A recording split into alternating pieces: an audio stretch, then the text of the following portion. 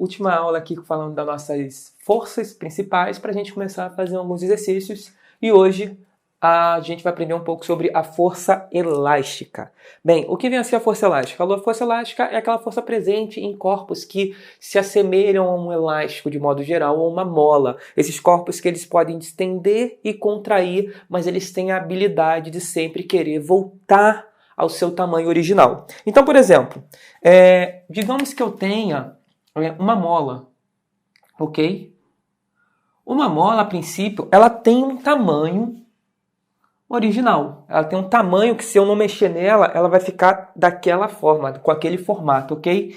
E aí eu posso pegar a minha mola e colocar um peso em cima, pendurado aqui. Eu posso prender esse pedaço da mola no teto, ok? Está preso no teto. E aí eu posso pegar e colocar um bloco pendurado à minha mola, de alguma maneira. Eu posso amarrar uma linha na ponta da minha mola e no meu bloco, ligar os dois. E aí o que vai acontecer é que o peso do meu bloco, certo? O peso, força-peso, vai fazer a minha mola esticar um pouco. Ela vai ficar um pouco maior. Ela vai vir mais ou menos, sei lá, até aqui. Ela vai esticar um pouco.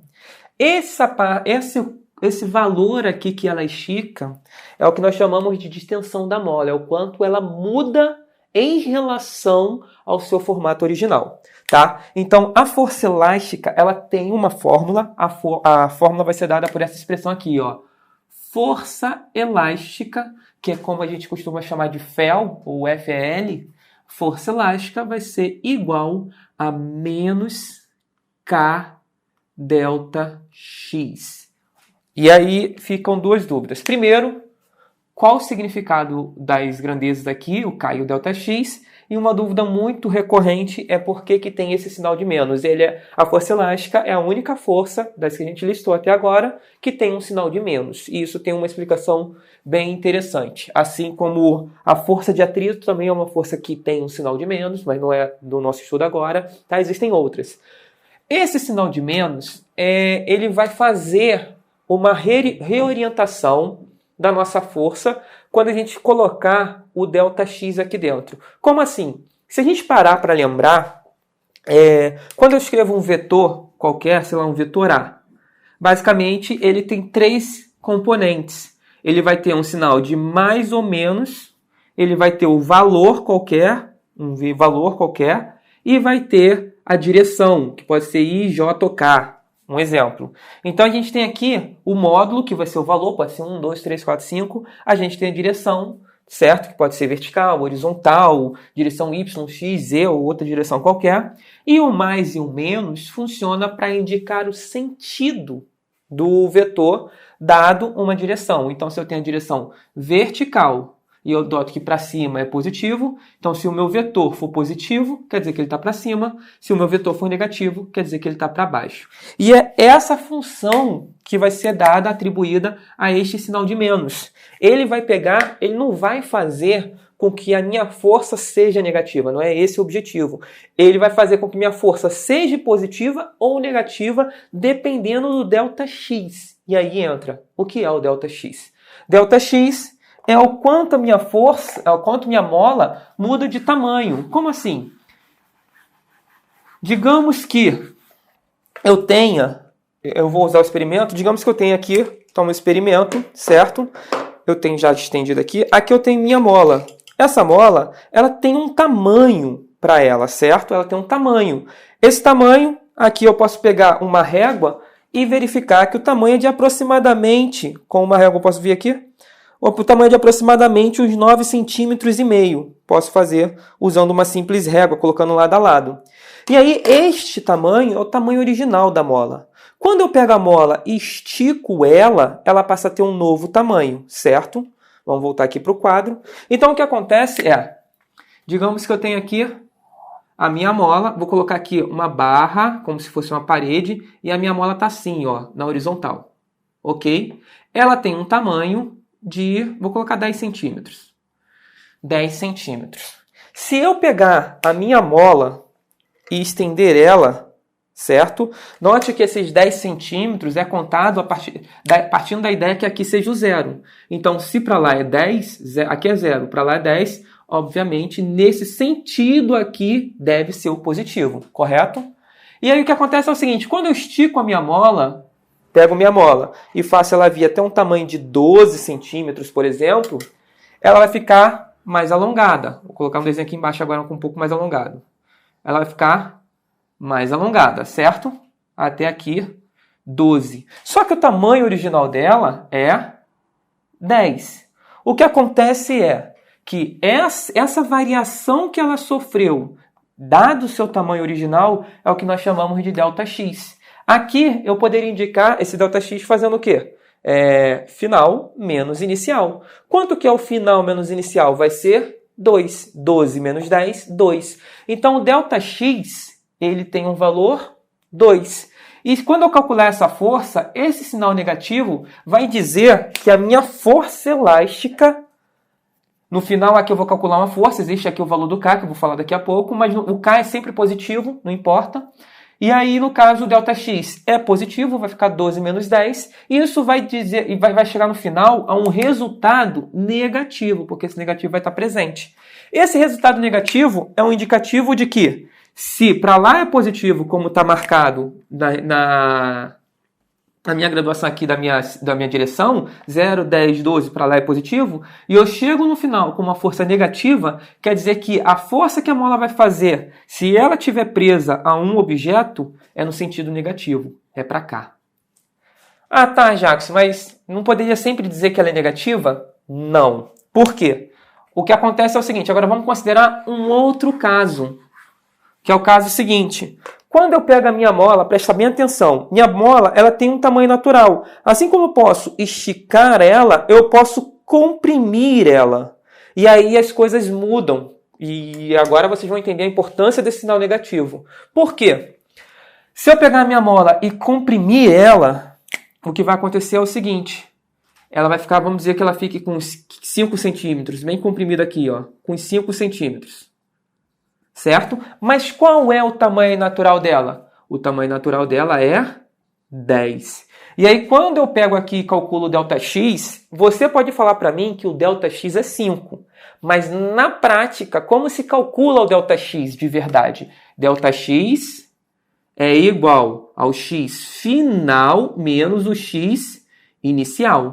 Quem é o X final? É 5. Quem é o X inicial? É 10. Ele antes era 10 e passou a ser 5.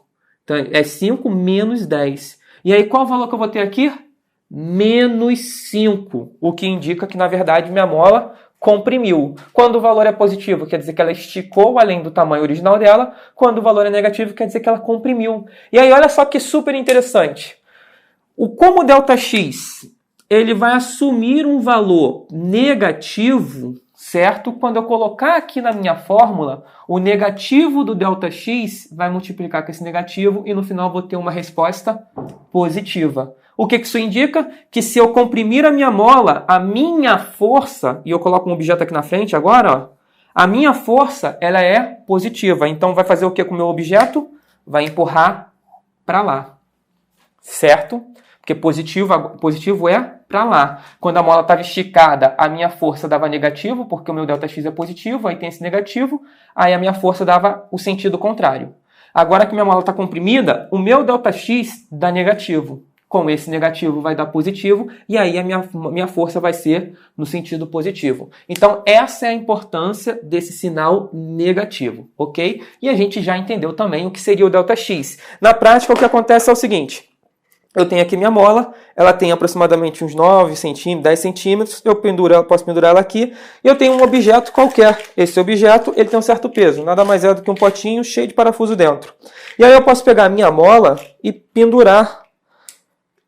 Posso pegar meu objeto e pendurar na mola e colocar ela aqui, ó. E aí o que a gente pode observar é que a minha mola ela teve uma distensão. O que isso indica? Qual a importância dessa distensão? A nossa mola, quanto maior o ΔX, maior é a força. Isso é super interessante. Por quê? Por que isso é super interessante? Quanto maior o ΔX, maior é a força. Até agora, de todas as forças que nós trabalhamos, as que têm fórmula, vamos focar nas que têm fórmula. A força-peso é uma constante. Dada a massa, dada a gravidade, a gente calcula a força-peso. A força de atrito também é uma constante. A gente acha normal de alguma maneira, via outra força, que muitas das vezes vai ser a própria força-peso, e a μ é uma constante, e a gente acha a nossa força de atrito. A atração não tem fórmula. Agora, a força elástica ela é um pouco especial, porque ela é a primeira força que nós estamos estudando que não é constante. Como assim não é constante? Força elástica ela é dada por menos K delta X. Quanto maior ou menor for o delta X, maior ou menor vai ser a força. Então, se eu tenho uma mola, essa é a mola, e aí eu estico ela até esse tamanho aqui, ó, vai ter uma força elástica, que eu vou chamar de 1, força elástica 1. Mas se eu pegar essa mesma mola e esticar ela aqui assim, ó, eu vou ter uma força elástica 2. E a 2 é diferente de 1. Por quê? Porque se eu mudar o ΔX, eu mudo a força elástica ali que a mola está fazendo. Então essa é a primeira força que nós temos que não é constante. Ela vai depender do ΔX. Para finalizar, a gente só tem que entender agora o que vem a ser o K.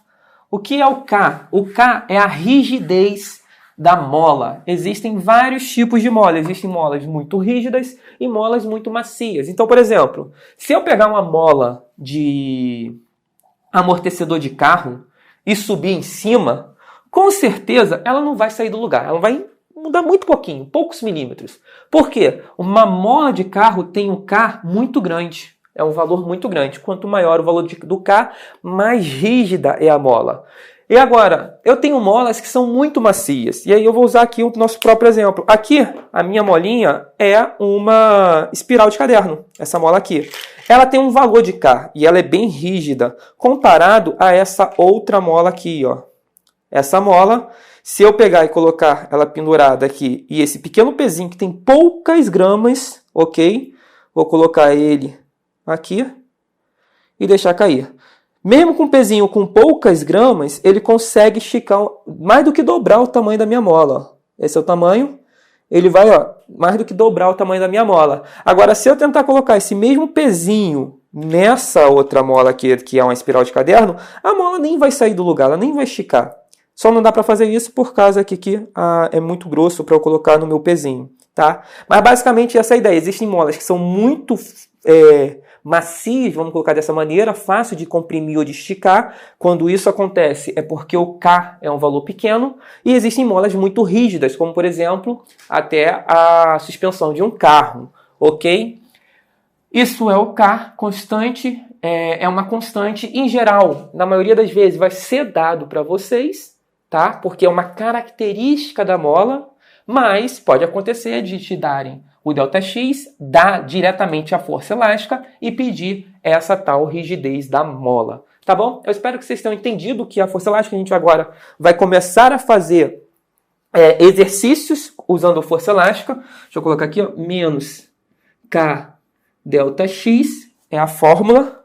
Toda força que tem esse sinal de menos, ela recebe o nome de força restauradora, quer dizer que ela está sempre contrária ao sentido da velocidade. Isso depois vai ser explicado em outra situação, tá bom? Mas é interessante vocês saberem que tem esse menos, recebe esse título de força restauradora. Tá aí nossas 5 forças e na próxima aula a gente já começa a fazer uns exercícios, tá bom? E eu vou começar seguindo também a mesma ordem, já juntando um pouco a peso e a normal, ok? A gente se vê na próxima aula. Valeu!